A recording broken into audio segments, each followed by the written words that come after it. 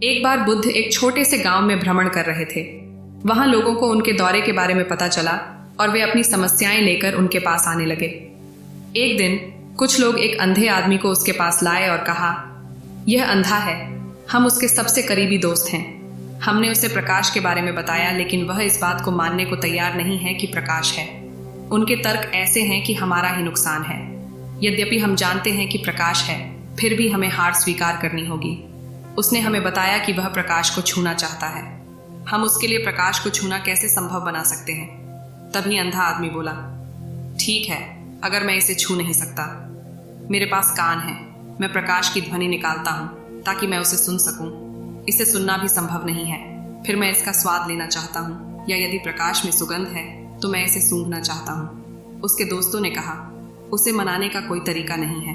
प्रकाश को केवल आंखों से देखा जा सकता है और उसके पास कोई आंखें नहीं हैं। उसकी शिकायत है कि गांव के लोग उसे अंधा साबित करने के लिए बेवजह रोशनी की बात कर रहे हैं। उसे लगा कि हमने उसे अंधा साबित करने के लिए ही प्रकाश की कहानी गढ़ी है।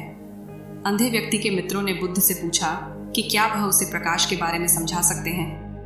बुद्ध ने उत्तर दिया, मैं उसे समझाने की कोशिश नहीं करने जा रहा हूँ। मानव जाति की समस्याएं उन लोगों द्वारा पैदा की गई हैं जिन्होंने उन लोगों को चीजें समझाने की कोशिश की जो देख नहीं सकते।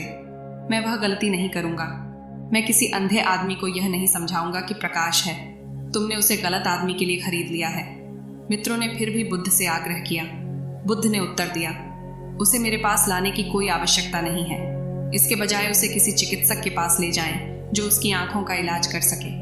उन्हें उपदेश की नहीं, इलाज की जरूरत है। ये स्पष्टीकरण या आपके द्वारा बताई गई बातों पर उसके विश्वास करने का प्रश्न नहीं है।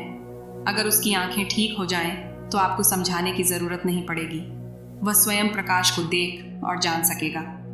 दोस्तों को बुद्ध की बात समझ आ गई और वे अंधे व्यक्ति को इलाज के लिए एक चिकित्सक के पास ले गए। सौभाग्य से कुछ महीनों के बाद वह ठीक हो गए। उस समय तक बुद्ध उस गांव को छोड़ चुके थे। अंधा आदमी उसके पीछे गया और बुद्ध को प्रणाम किया और कहा, मैं गलत था।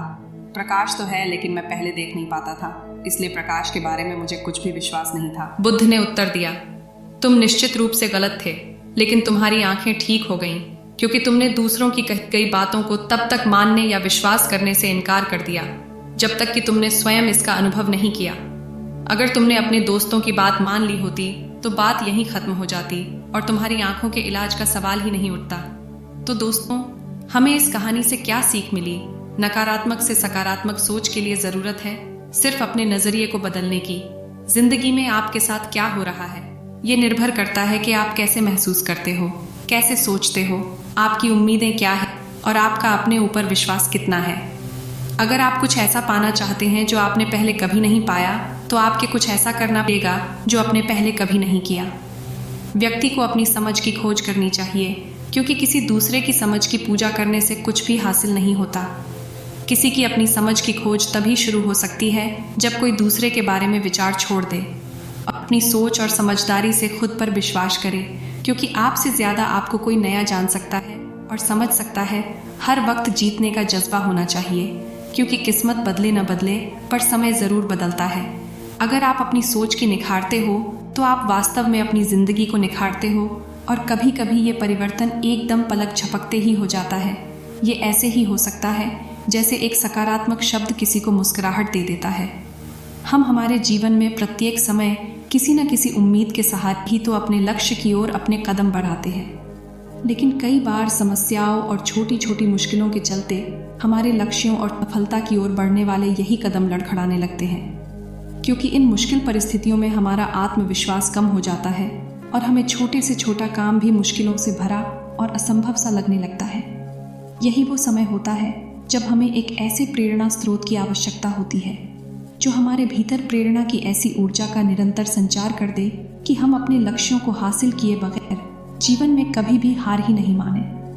वर्तमान समय में प्रत्येक व्यक्ति का जीवन संघर्षों से भरा हुआ है, जिस कारण से भले ही कोई भी व्यक्ति अपने सपनों को पाने के लिए कितना ही अधिक मोटिवेट क्यों ना हो, कभी न कभी उसे भी मुश्किल परिस्थितियों के चलते हार माननी ही पड़ती है।